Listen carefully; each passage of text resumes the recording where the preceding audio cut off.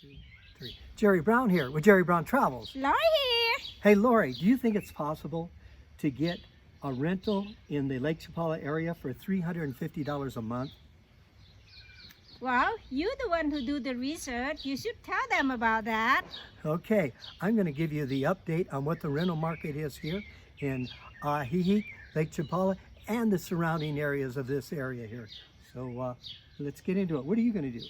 Oh, look like I'm gonna go do my sewing, my hobby. Okay, so Okay, see you later. okay, thanks Lori, love you. Let me make a note right here with you to let you know what's really going on here now in the Lake Chapala area. It's June now, and so they just opened up like 2 weeks ago restaurants. Some of the restaurants are open, and also this last week they opened up the real estate offices and some of the other businesses. I would say that 3/4 of the businesses are still closed, and so it's quite a challenge. It's not opened up like it used to be. In fact, they just opened up June 1st for airplanes to fly in, and so you can fly in on a tourist visa. We don't know how long that's going to last. And the other thing, what I heard today, unfortunately, we had somewhere around 11 cases of the virus, the coronavirus, here in the Lake Chapala area. And a week ago, a little more than a week ago, we had 0. And so we're not quite sure what's going to happen. So we are still wearing all of our masks and doing all the protections of everything here. So I don't know what's going to happen. Is it going to spread? Is there going to be more, cases? Unfortunately, the local people need to really get back to work. They don't have any way of making any money. They don't get any support from the government. And so they're really protesting in a gentle way to get back to work. And so it's a catch-22. They need to eat and stuff, but they're not as cautious about wearing the mask and doing all the sanitizing procedures that needs to be done. So unfortunately, the virus has creeped into here. So I don't know what's going to happen, but that's just a little update to let you know what's going on, not only in the real estate market and the rental market, but also what's going on with the virus. Well, my research was that I wanted to find out about the rental market right now in Ajijic in 2020. So I interviewed 5 real estate agents and rental agents, I should say, and we talked about what they had in inventory. And later in this video, we're going to talk about, can you get a house for $350 a month? Is it possible? Is it realistic in the Ajijic area, or will you need to go outside of this area here? So a little bit later on, I'll go through the numbers and I'll talk about that with you. But right now, what I'd like to do is, for you that maybe have never watched one of our videos and don't know anything that Lori and I are about, well, what we do is we create videos to help you learn more about areas in the world, and mostly specifically Mexico, where you can live on a reasonable budget. And also we give you ideas like what we spend on a monthly basis for what our rents are, what our utilities are, what all of our expenses are. So the cost of living in Mexico for us. Well, a little bit later in this video, I'm going to show you a map, and I'm going to show you the areas that are the high end, and then the low end, and the middle end of the area, and the areas that you can realistically maybe live in that area on your budget, depending what your budget is. So we're going to look at a map, and I'm going to point out those different areas. Pay attention in that, because it can be very valuable. Well, some good news now. The real estate agents indicated to me they have inventory. They have homes that are for rent right here now for this time of the year. And so the thing is, there's a couple factors. They just opened up their offices. A lot of them, even when you call now, they're working from home. Some of the offices are open, but not all of them. And so another thing is that typically you can make an arrangement with a real estate agent or a rental agency, and they'll take you out in their car and they'll show you maybe 3 rentals in a day. And then you can determine if that's a property that you would like to rent. What they're going to ask from you, if you are seriously about renting a property here, they're going to ask for a deposit. You cannot expect them to hold the property and not take any money, because the demand is going to get high here. So you have to be realistic and know that if you come in the area, you want to have money in your pocket. Now, what do I mean money in your pocket? Well, you got to have cash. You're not going to be able to write them a check.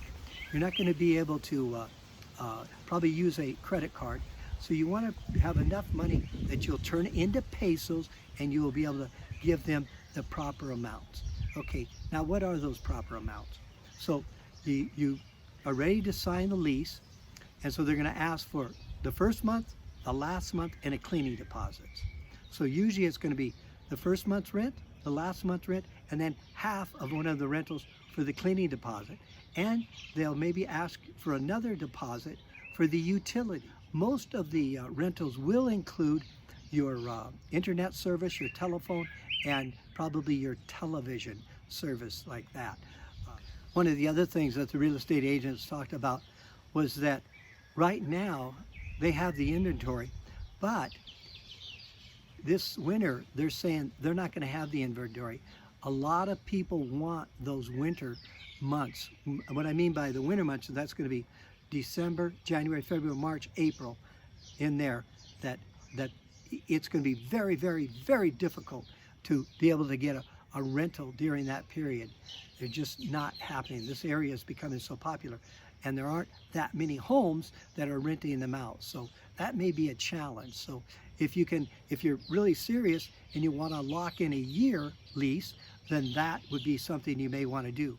Well, some of the people, what they do is they rent it for a year, and during the summer months, they're not here, they just leave it vacant. This way they know that they have a house on a yearly basis. Okay, let's talk about short-term leases and long-term leases. A short-term lease usually is about 3 months to 6 months. And a long-term lease is about 6 months to a year, typically a year. And you get a better deal on a yearly lease than you can on a short-term lease. When you sign a lease, the lease will be in English. So you want to make sure you read everything on there, and it's everything that you guys have talked about. Who's responsible for what utilities, who's responsible for a maid service, or whatever it is. Just make sure it's written out, and make sure your starting date's the same and your ending date's the same, so there's no confusion. When you go to pay your rent, you're looking at cash in pesos. Don't expect, you cannot use a check. That's out. Maybe some real estate agents may allow you to use a credit card, but most generally it's going to be cash in pesos. And the way you can do that is you go to the ATM machine, you get out pesos that you need to pay for your rent, and you just go into the real estate office and you lay out the money, and they will give you a receipt. Make sure you get the receipt, and you're all taken care of. Well, you want to be realistic, and I want to show you this map here where you can look to find the deals. You know, like anything, if you want to look for a used car and you can afford a Chevy, you don't go to the Mercedes dealership and test drive them. You're going to be disappointed that you have to go buy a Chevy. And that's the same thing. If you come into a neighborhood that's over your price range and you look at it and you go tempt yourself by looking at that house, it's going to be nice, and you're going to wish you had that extra money. Don't go over your budget, because again, you don't want to be house rich, and you don't have money that you can enjoy, yourself down here and doing a lot of other activities rather than paying rent. So be realistic with that. That's very important. Okay, let's start here in Ajijic. Okay, this is the golden zone. This is the high rent district over in here. Now remember, here's Guadalajara, and we're 40 miles from Guadalajara, and you come into Chapala. So the golden zone here is where the highest rents are. And realistically, you're probably looking at rentals in this area, say for a 2-bedroom, 2-bath, probably about $850 a month and up.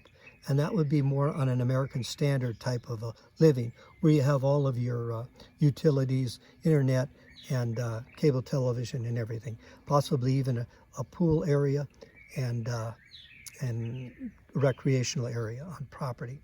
Now, you want to go cheaper. Now, the distance from here to Jocototepec is about 15 miles. This area here is going to be your cheaper area. You're going to probably be able to find stuff in this area between $350. The closer you come this way, it starts to get more expensive. So halfway between here is another town called San Juan Cosola. And there again, you probably can get units in there for $450. And there, it gets a little more expensive. And as you work your way to Ajijic, this is the most expensive. Now let's go the other way. There's actually 3 little areas in here. San Antonio, that's going to be a little bit cheaper. You're probably looking at about $600 a month. And you come to another area, it's called Riberas, and that's going to be probably about $700 and under. And then here in Chapala, you're probably looking at $450 in there. If you get outside of Chapala, in this more rural area, you can find some units for about $350 a month. So that's the area they want to be realistic in. So over on this side of the lake here, there's not really any rentals in here. A lot of farmland and that. I've never really asked any real estate agents about this, but there may be a possibility for somebody who wants to have acreage to rent over in here. But I don't have any information on that. So remember, Golden Zone, cheaper here. Chapala is the cheapest, and the 2 towns going this way get a little bit cheaper as you get away from Ajijic. Okay. Well, I hope this video has helped you, and I hope it's informative. Also, hey, do us a favor. If you got some value from this, how about subscribing, or maybe mention it to a friend and pass it on. We would appreciate that. We get a lot of encouragement by making videos for you, especially when you subscribe and also when you make a comment. So give me some more ideas what I can create videos for you, what you want and you want to see down here. This has been Jerry Brown with Jerry Brown Travels.